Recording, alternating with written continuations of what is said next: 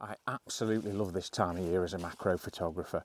You tend to think when all the insects have finished and gone that maybe that's it for the year, but we've had a nice warm September, October, and we've also had quite a lot of rain, humid conditions. That means for me that it's time for some fungi photography. And I'm off into the woods today to try and find some nice examples. Now, what I also want to do today is show you how you can elevate your fungi images to the next level, and really just by using some items you've probably got around the house. So yeah, let's go and see what we can find.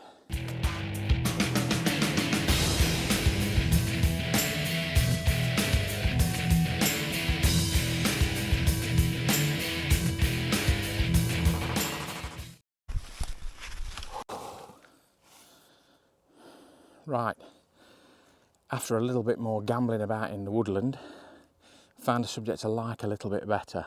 It's nothing extraordinary, I just like the way there's 3 fungi here together, and it's like there's a bigger one that's perfect and the other 2 are sort of either not perfect or they've had to work their way around the main bloom and just sort of mould themselves around it. So I'll show you what I'm working with. Just here. So again, we've got that nice, probably get a side angle on at that, which means potentially we can leave a real distance between the actual fungi and the background, which is going to look really nice anyway. We can always angle it in towards this lovely mossy green that I've got on this stump here. So let's get set up and see what we can do. Right, one of the first things I'm going to do, and you'll probably be sick of me saying this by now, but if we are going to be working this fungi for a long time, ground sheet, just to put in front of the thing so that it allows me to get comfy and not get wet and know that I can work this for as long as I want, and I'm going to be comfortable doing it, because it's quite easy to get set up, take a picture and move on, but obviously if you want to try and get the best out of a shot, sometimes it's going to take a while, so you're going to have to be prepared to be down here shuffling around, changing things for quite a bit. So that's what we're going to be doing. Now, one of the first things I do when I've got the camera out is, before I set the tripod up, is I want to have a look at it from different angles to see how I want to approach it, and it's much easier to do that if you've got your camera handheld and just look at it through the viewfinder that way initially. So that's what I'm going to do first. The other thing I wanted to mention is, you know, I'm using the Z8 and the 105mm macro Nikon lens today. Doesn't really matter what system or what method of taking macro images you're using. So if you're using a reverse lens, if you're using a more of a standard lens that has some sort of macro capability, maybe 1 to 2, or things like magnifying lenses or extension tubes, the method doesn't matter. Anyway, the setup is exactly the same. You're just going to have to adapt it to whatever you're using. But other than that, it's very, very similar. And the things I'm going to be using to try and enhance this image are basically nothing to do with the camera setup. So I don't think, oh, I need to have a really expensive camera and lens. You don't. I've done videos before, and I'll put links in the description below on using different techniques to take macro images. So yeah, it's really accessible to everybody. Anyway, I'm going to see if I can get a nice composition, see which I like, and then we'll start working from there. So I've been working around this image for a while now, and I'll just show you really how I started on this, and then I'll just do you a little bit of video so you can see. So initially, that's the sort of image you're looking for, either going a bit lower down or higher up. Maybe lower down so we can shoot underneath a little bit, which is something we can look at. But I actually like this shot from this direction, and that's just because I like this diagonal green I've got across the image, and then the really clear background. So that might be what I'm looking at, I don't know. Right, so this is my little box of tricks of things that I like to bring out with me when I'm doing macro photography. So let's just have a look what we've got.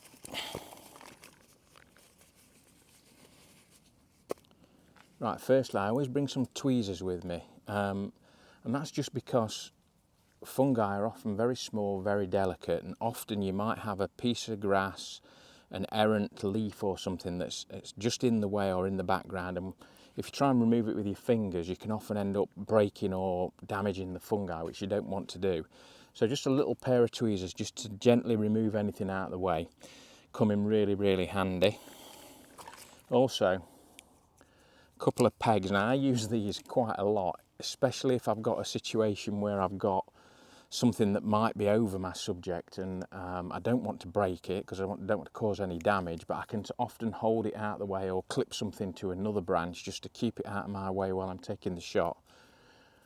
You can buy expensive clamps, but you know, these do the job for me.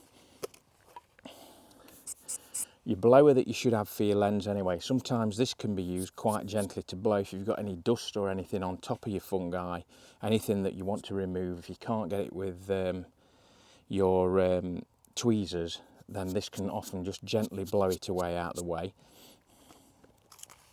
Now, as regards enhancing the image, talked about light, and this image is a good example because I've got that huge contrast between the background, which is light because of the sun and the distance, and then that foreground, which is that dark green, and the fungi are in that bit in the middle, and obviously because of that they're a little bit dark, so I want to try and get some light onto them. Well, if you haven't got an expensive reflector, piece of tin foil, I always carry this with me when I'm doing macro. I can use it as big or as small as I want, just fold it out and either bounce natural light underneath, or, as I was about to show you, now this is a little Manfrotto light. You could just use a torch or even your phone, do exactly the same thing. And if you don't want the direct light on there because it's too harsh, so you don't want to shine the torch directly onto your fungi, you can try that, just see how it works, or you can just bounce some more light underneath off the foil, or you can use anything else. I've done this before as well. If I'm finding that the light is too harsh from something like this, just normal, this time of year, loads of leaves that have fallen down, actually changes the colour, makes it a nice softer light as well. So really, you know, useful. Just use what's in your environment. That's a really natural colour for this time of year. You know, maybe it's still a bit too bright, so maybe stick another one on and you get a lovely golden light underneath the fungi rather than that really harsh white light. So these are some of the things I'm going to try. And another thing I carry with me is just one of these little spray bottles.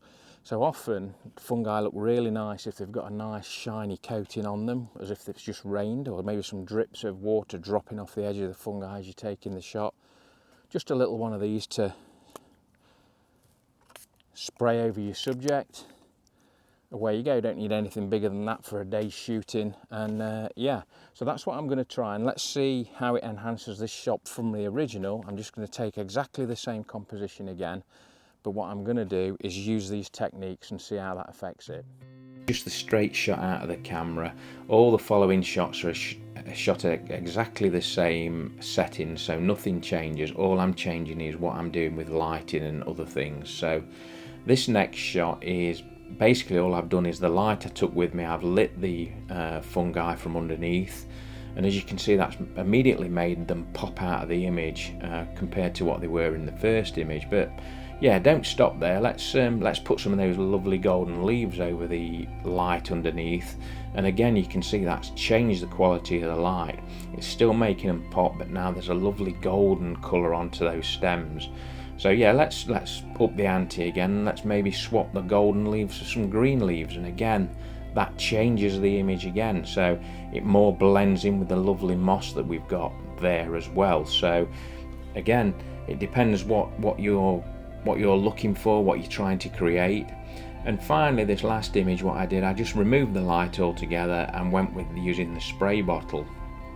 Now again, what I could have done here, I could have used combinations of different lighting from different angles, with the spray bottle, without the spray bottle, using different coloured leaves, maybe dropping the camera to a lower angle to get underneath so we can see the gills of those fungi a little bit more, maybe shooting from higher above, maybe shooting from the left and getting more of that lovely green background rather than the sort of contrast I've got between the white and the background and the green background. So that's just a few combinations that I could have had a go at. Really, the only sort of limit on what you do here is your own creativity. You can just go to town and choose any combination that you want to come out with the vision of the image that you've got in your head, and you really can, you know, lift that basic image from the start to something quite special.